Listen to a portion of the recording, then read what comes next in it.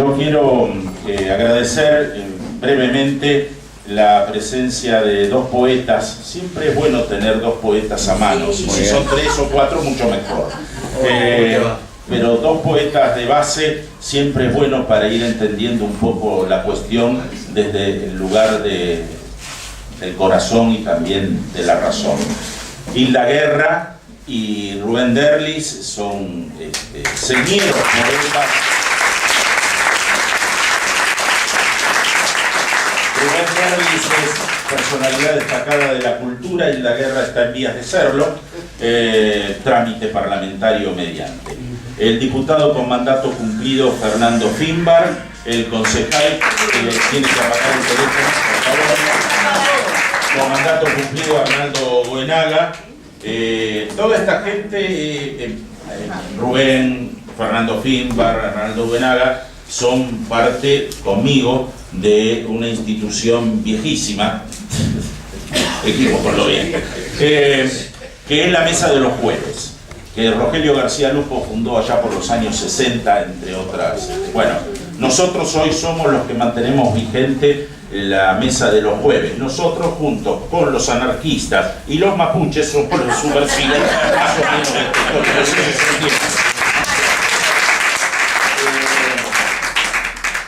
los kurdos, ¿no? No, están con Patricia Burri, los kurdos. Los kurdos, claro. Me sacaste el chiste. Para hacer chiste soy yo. Les pido.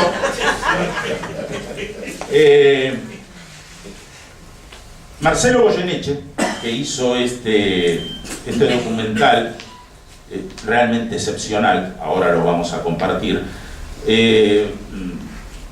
ha hecho en el 2004, el día que bombardearon Buenos Aires, ha recibido premios internacionales. Después hizo otros documentales. SMO, el batallón olvidado, sobre los conscriptos que participaron en el operativo Independencia en Tucumán en el año 1975, prolegómenos de lo que después sería el terrorismo de Estado en la Argentina, aunque hay otros prolegómenos, ¿no? Pero bueno, ahí ya estaba hirviendo la olla. Las enfermeras de Evita, que lo hizo en el 2014, y Carne Viva en el 2007 sobre la huelga del frigorífico Lisandro de la Torre en el año 1959 durante el tumultuoso gobierno de Arturo Frondizi. Gustavo Campana es periodista, historiador, hombre de radio también. Ha escrito un libro, Prontuarios. No hay neoliberalismo sin traición, viene sosteniendo Campana. Y además dice que el neoliberalismo es incompatible con la democracia. De movida estamos totalmente de acuerdo. Va bien la cosa. Además, el neoliberalismo no se fundó en democracia, ¿no? Lo trajo Martínez de Oz, que en rigor de verdad modeló un monstruo que habían empezado Krieger Bacena, los Alzogaray, los Pinedo, etcétera, etcétera. La historia es elocuente. Si ustedes me permiten 3-4 minutos, yo estoy terminando de escribir un libro sobre la historia de los golpes de Estado en la Argentina.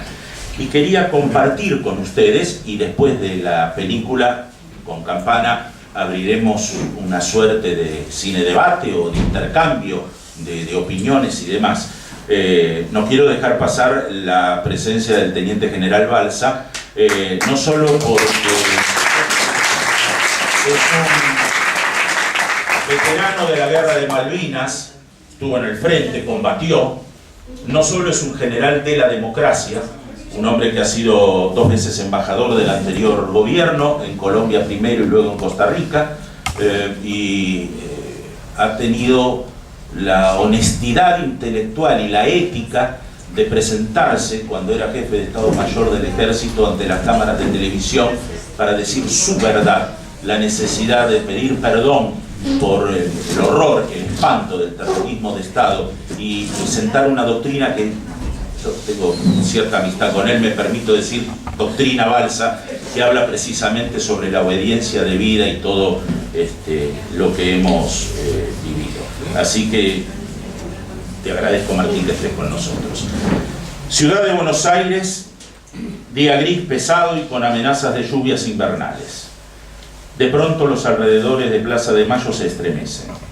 Pasado el mediodía, 3 docenas de aviones caza y bombarderos de la aviación naval, junto a un grupo de modernos Gloster de la Fuerza Aérea Argentina, descuelgan sus artefactos infernales y su metralla.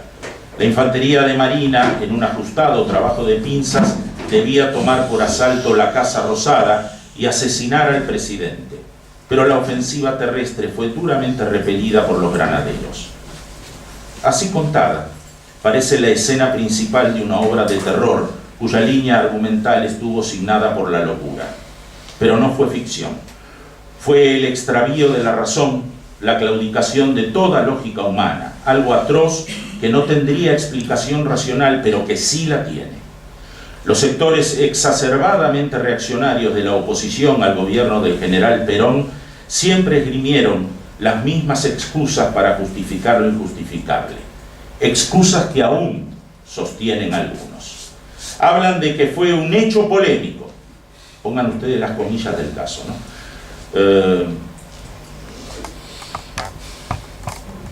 Un hecho polémico. Como si se pudiera polemizar sobre la barbarie expuesta. Pretendieron minimizar el ataque de aquel 16 de junio de 1955 al ponerlo en términos de supuesto bombardeo, como si los testimonios de la población civil inerme, los cadáveres, los muertos, ante la sorpresiva arremetida aérea no gritaran su verdad. También llegan al límite de lo irracional al señalar que había condiciones objetivas para justificar el bombardeo. Y uno no termina de convencerse si el ataque de los aviones militares fue más demencial que las justificaciones posteriores de quienes fueron sus responsables, o éstas superaron el extravío de aquellos. Los justificadores enumeran que Perón ocupaba la presidencia hacía más de 9 años y que su gestión estaba en franca decadencia. Había que bombardear. Que la reforma constitucional de 1949 fue cesarista. Había que bombardear. También criticaban la base de sustentación sindical del presidente, pero olvidaban que el ejército era su otra columna vertebral. Había que bombardear.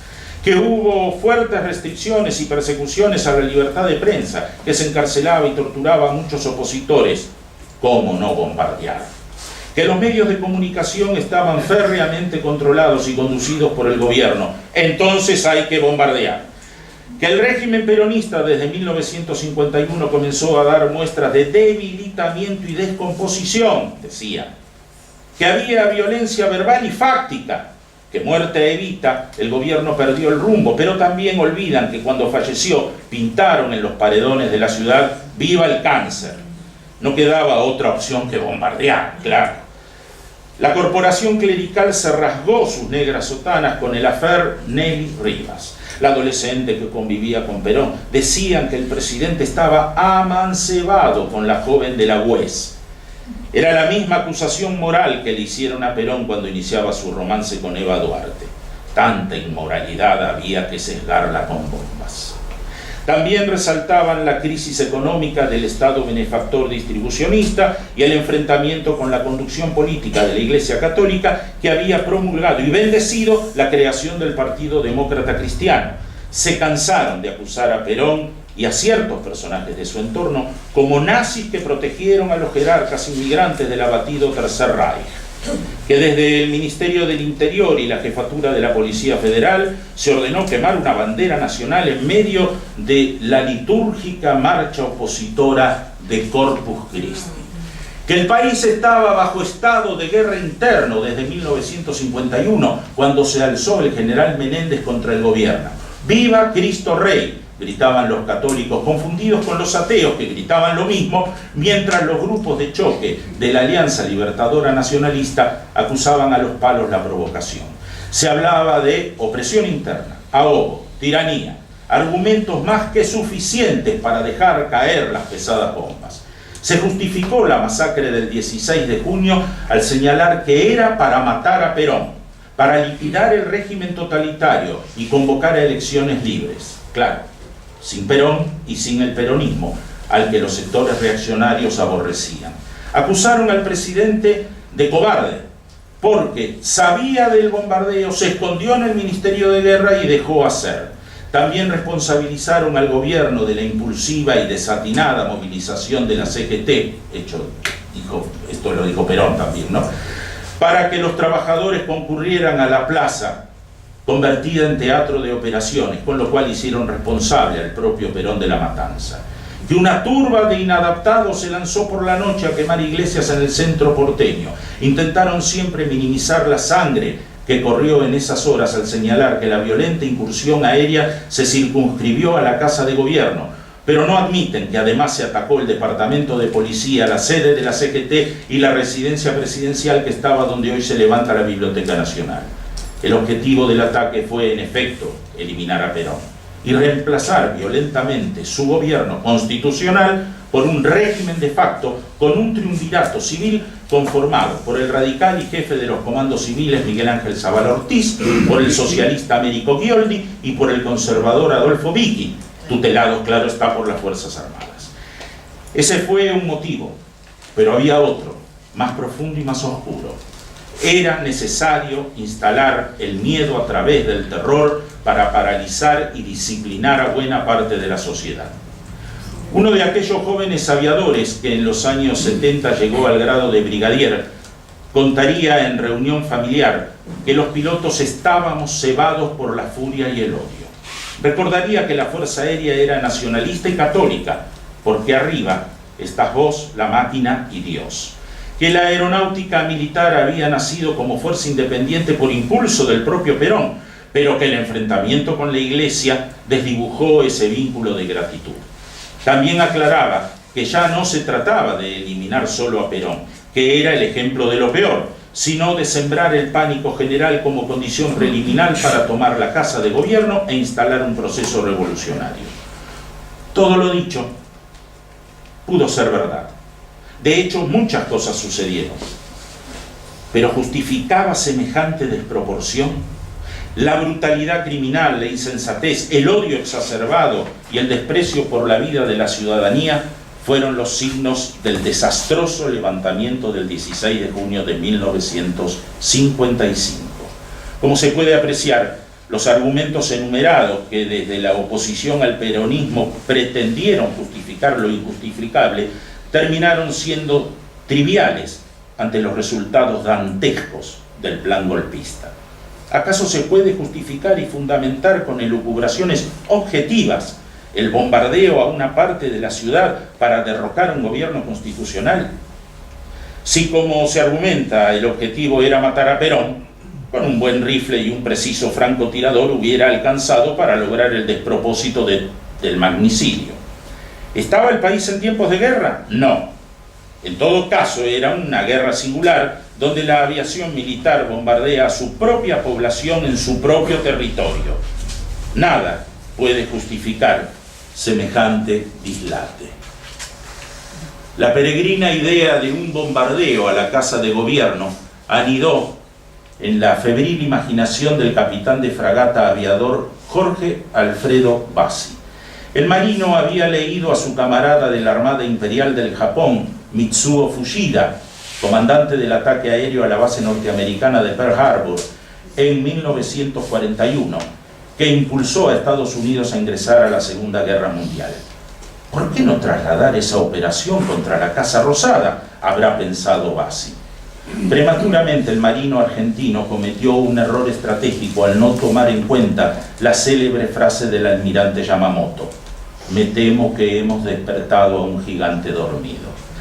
La Marina de Guerra era por tradición furiosamente antiperonista y casi en bloque golpista en 1955. Y además fue una escuela de futuros almirantes destituyentes y terroristas de Estado.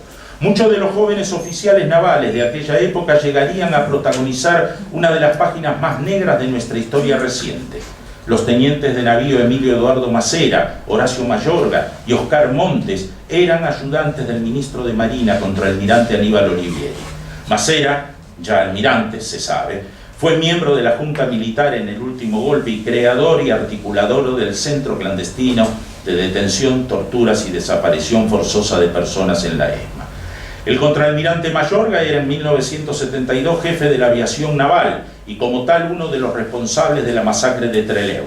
Montes fue ya vicealmirante, canciller del proceso. También fue activo protagonista del bombardeo del 16 de junio el teniente Máximo Rivero Kelly. Como almirante en 1982 integró el Estado Mayor del Arma y en democracia fue subjefe de la Armada. En 1984 hizo declaraciones periodísticas que sonaron a una letanía autocrítica. Empezamos a creernos muy calificados, dijo el marino, y con derecho a defender o atacar ideas, o sea, para juzgar y por lo tanto condicionar a los gobiernos. Pero nuestra propia simbiosis nos guió hacia la creencia de que también podíamos intervenir para hacer mejor algo que suponíamos que no se hacía correctamente. En 2010, la Secretaría de Derechos Humanos de la Nación elaboró y publicó una pormenorizada investigación sobre el bombardeo del 16 de junio. El trabajo posibilitó la identificación de 308 muertos, cifra, dijeron los autores de la investigación, a la que debía sumarse un número incierto de víctimas cuyos cadáveres no lograron ser identificados como consecuencia de mutilaciones y carbonizaciones causadas por las deflagraciones. Entre las víctimas del ataque aéreo fueron individualizados 111 activistas gremiales, de los cuales 23 eran mujeres. También se identificaron 6 niños y niñas muertos. La mayoría de los fallecidos eran argentinos, pero también había 12 italianos, 5 españoles, 4 alemanes y otros muertos de nacionalidad boliviana, chilena, estadounidense, paraguaya, rusa y yugoslava. Para los marinos asesinos, todos ellos se sumaron al tenebroso rubro de lo que hoy se denomina efectos colaterales. El citado informe agrega: el objetivo de los bombardeos fue imponer el terror, golpear en forma feroz e indiscriminada como escarmiento sobre el conjunto de la sociedad. Para ello se eligió como blanco un escenario simbólico de la movilización popular. Para muchos el ataque fue el bautismo de fuego de la Fuerza Aeronaval y de parte de la Fuerza Aérea, cuyos integrantes fueron reconocidos como panqueques, ya que comenzaron como leales al gobierno, pero en el aire se dieron vuelta, aunque algunos tardíamente volvieron al cobijo de la lealtad. Las bestias de metal vomitaron su fuego aquel 16 de junio, gracias a otras bestias que abrieron las compuertas de la muerte. Los pocos defensores de este despropósito insisten en emplear excusas objetivas. No puede existir objetividad posible que contemple un solo motivo para justificar y exculpar a los asesinos de uniforme y de vuelo tan bajo. Esto es parte de lo que será mi libro.